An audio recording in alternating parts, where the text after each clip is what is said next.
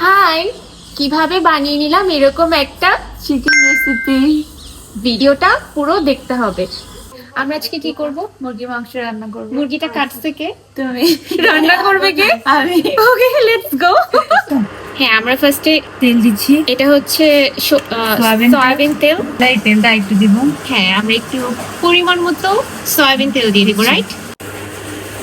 Chef, এবার কি দিতে হবে?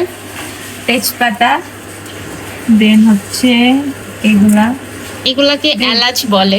দেন পেঁয়াজ। হ্যাঁ, পেঁয়াজ পেঁয়াজ একটু বেশি দিলে সমস্যা নেই। এবার এগুলাকে একটু ভাজে নিতে হবে, তাই না?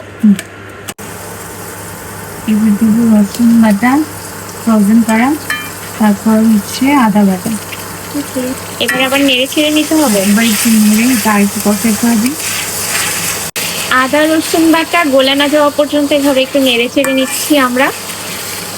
অলমোস্ট গলে গেছে। এবার এর পরিমাণ মতো হলুদের গুঁড়া দিয়ে দিতে হবে। এবার আমরা টেস্ট বার অনুযায়ী মরিচের গুঁড়াটা দিয়ে দিব।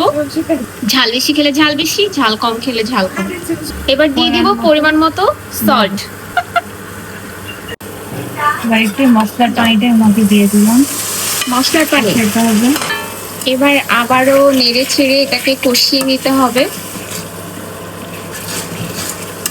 এবার আমি মুরগিগুলো দিয়ে দিব, মুরগির পিসগুলো এবার এর মধ্যে দিয়ে দিব। ওকে,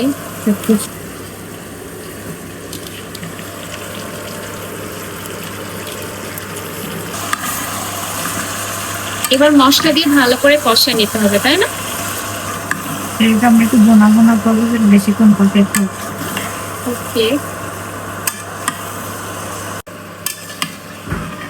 দাঁড়া। পানি চাইবো। ঝোলের পানি একবারে, তাই তো? হ্যাঁ।